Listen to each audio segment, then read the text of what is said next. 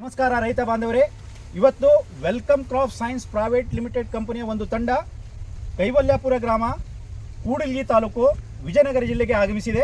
ಇವತ್ತು ನಮ್ಮದು ವೆಲ್ಕಮ್ ಸೀಡ್ಸಿನ ಮಾಯಾ ತಳಿ ಅಂದರೆ ಮಿಡಿ ಸೌತೆ ಅಂತ ಇದು ಅಂತಾರೆ. ಈ ಮಿಡಿ ಸೌತೆ ಗ್ರಾಮಕ್ಕೆ ಬಂದಿದ್ದೆವು. ಸೊ ರೈತರ ಬಾಯಿಂದ ಕೇಳೋಣ.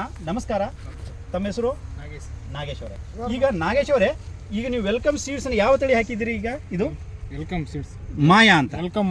ವೆಲ್ಕಮ್ ಮಾಯಾ ಹಾಕಿದ್ದೀರಾ. ಸೊ ಇದರ ಬಗ್ಗೆ ಏನು ಅಭಿಪ್ರಾಯ ಇದೆ ನಿಮಗೆ? ವೆಲ್ಕಮ್ ಮಾಯಾ ಹೇಗೆ ಬರ್ತಾ ಇದೆ ನಿಮಗೆ? ಚೆನ್ನಾಗಿ ಬರ್ತದೆ ಸರ್, ಒಳ್ಳೆ ತಳಿ. ಒಳ್ಳೆ ತಳಿ. ಸೊ ಕಾಯಿ ಹೇಗಿದೆ? ಚೆನ್ನಾಗಿದೆ ಸರ್, ಚೆನ್ನಾಗಿದೆ. ನೀಲಿ ಇದೆ ಸರ್. ಹಸಿರು ಕಾಯಿ ಇದೆ. ಉದ್ದನೆ ಕಾಯಿ ಪರ್ಫೆಕ್ಟ್ ಇದೆನಾ? ಉದ್ದ ಕಾಯಿ ಇದೆ ಸರ್.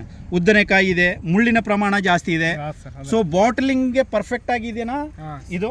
ನೀವು ಈಗ ಮಾರ್ಕೆಟ್ ಇದಕ್ಕೆ ಕೊಡ್ತೀರಲ್ವಾ ಕಂಪನಿಗೆ?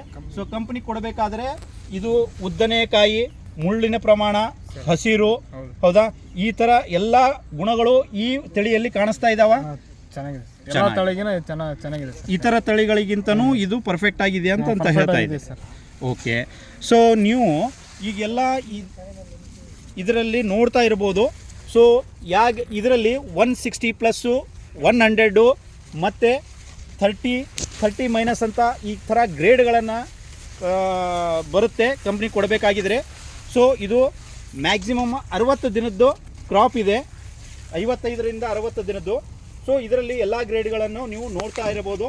ಸೊ ಬಳ್ಳಿ ಸಾಕಷ್ಟು ಹಸಿರವಾಗಿದೆ. ಇದರದ ವಿಶೇಷತೆ ಇನ್ನೊಂದು ಏನಂದರೆ, ಎಷ್ಟೇ ಉದ್ದನೆ ಆದರೂ ಹಳದಿ ಆಗುವುದಿಲ್ಲ, ಗಾಢ ಹಸಿರು ಥರ ಇರುತ್ತೆ. ಮುಳ್ಳಿನ ಪ್ರಮಾಣ ಚೆನ್ನಾಗಿರುತ್ತೆ.